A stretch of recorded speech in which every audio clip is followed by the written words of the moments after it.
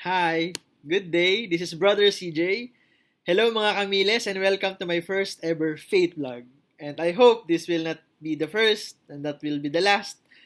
And I hope I continue ko ito. Anyway, first of all, I would like to say thank you to the Miles family for giving me the opportunity by using this platform to share and to express my faith and my life journey.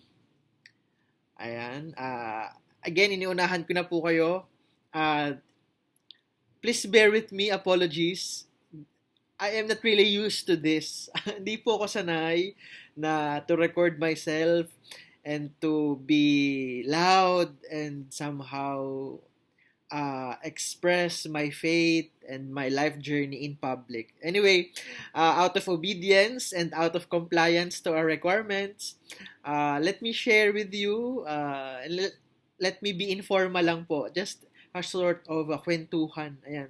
Kaya po sa mga makakanood nito, ayan, so hindi po ito last will and testament. Okay? So this is just a journey, just a sharing of what I can share about my faith, about my journey, about my life perhaps.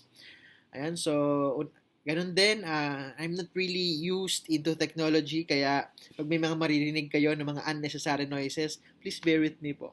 I'm trying. Okay, so to answer the three questions, let me read to you the following questions. First, why am I happy to be a Catholic? Okay, so, well, madalas ang sagot dito ng mga tao is kasi nakasanayan na ito ang naituro ng aking parents, ito ang naipamana nila sa akin. Pero more than that, for me, personally, if you will ask me, why am I happy to be a Catholic?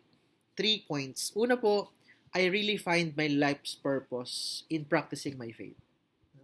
Nakita ko yung pagkatao ko sa pagiging isang Katoliko. No? Ako po ay typical na kabataan, typical na Katoliko, na sabihin nating taong simbahan. Ayan, no? Ah, bahay school, ganun lang po ako. At habang lumalaki, nadagdagan, bahay school, simbahan. Hanggang sa ngayon po, no? And I am already a professional. Ganun din ang aking naging buhay until now. No? Why am I happy to be Catholic? Again, I find my purpose in practicing my faith. No? Pangalawa, why am I happy to be a Catholic? Not only because I found my life's purpose, at hindi lang dahil may halo ako sa taas. Hindi ko po sinadya yan, ngayon ko lang nakita.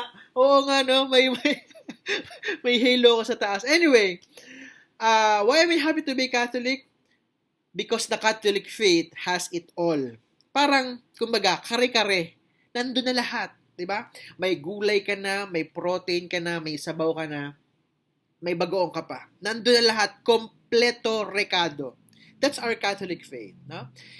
We are not like any other religions or denominations na more on Bible sila, puro praise and worship, or more on puro sila debates, more on community services. Pero the Catholic faith has it all. No? We are nourished by the Word and we are also nourished by the sacraments, especially the Holy Eucharist. No? And not only that, no? Meron tayong maraming mga traditions not only written in the Bible na somehow nagko-complement, nagpapasarap, nagpapasaya, nagbibigay ng kulay sa ating pananampalataya. No? So, our faith is a colorful faith. No? Makulay, masaya, maraming not only magarbo but alam niyo yon, maraming elements na hindi ka maboboring. No? And definitely you will really find excitement and joy when you really practice your Catholic faith. No? And, syempre, ang nakakatuwa pa dyan ay we are not mere commentators, we are not mere interpreters, and somehow Bible experts, Bible studiers. Tama ba yung grammar ko? So, no, we have the magisterium, no? We have the teaching authority of the church headed by the Pope. No, we have the Father, a visible sign of God, visible sign of Jesus. no, leading us as His sheep, no, towards our goal in heaven. Okay, so again, why I'm happy to be a Catholic? The Catholic faith has it all. Okay, pangatlo, no? Why am I happy to be a Catholic? Because itong maganda, no? Ito yung talaga nagustuhan ko. We are united with everyone, no? Hindi ibig sabihin hindi tayo yung watak-watak. We are not divided into branches or sub-communities or sub-denominations. Hindi, no? Yes, we have different forms, we have different rites and ways of expressing our liturgies, pero the very meaning of the word Catholic, di ba? Universal, para sa lahat, no? And again, Catholic, it's universal, no? We are united in one. Okay? May Katoliko dito na nagdadasal at this moment. Yun yung pinaka-nagustuhan ko, no? Kung may Katoliko nagdadasal at this moment, maya-maya, meron ulit magdadasal for us. No? 24/7. Okay? That is simply because the Catholic faith, we are all united. No? At isa pa, another aspect, no, of being united.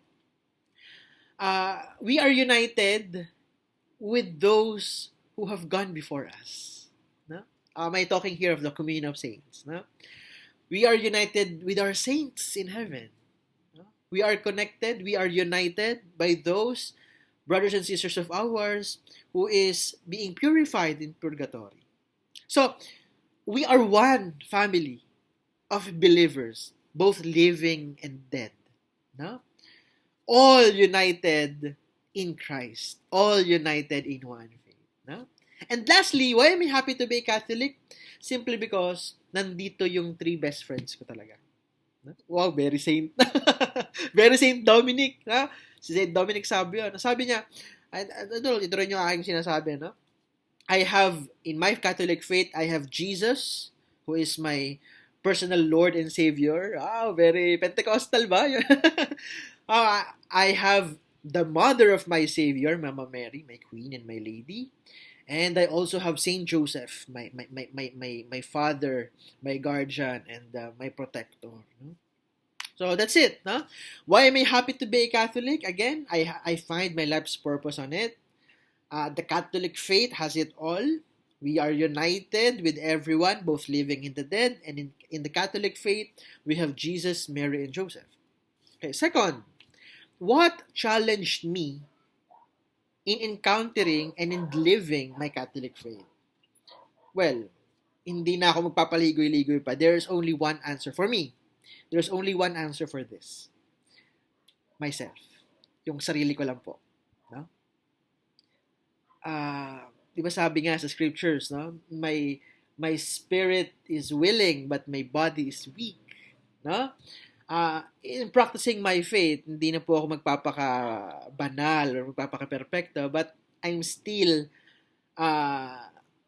striving to be one. I'm like many of us, like simple Catholics who are still persevering, who are trying to be holy every day. No? Nandiyan natatama rin akong magdasal, di ba? Tatama rin kang magsimba kasi pagod ka na. 'Di ba? Mahihiya kang tumulong sa iba kasi somehow sasabihin nila pakitang tao ka lang, and so on and so forth, no? My number one enemy for me to practice, no, my 100% ability of being a Catholic is none other than myself. Yung sarili ko lang po, no?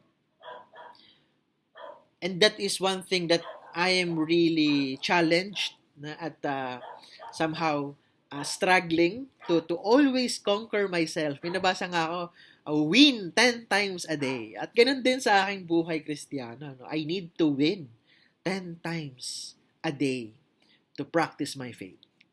Okay? Third question.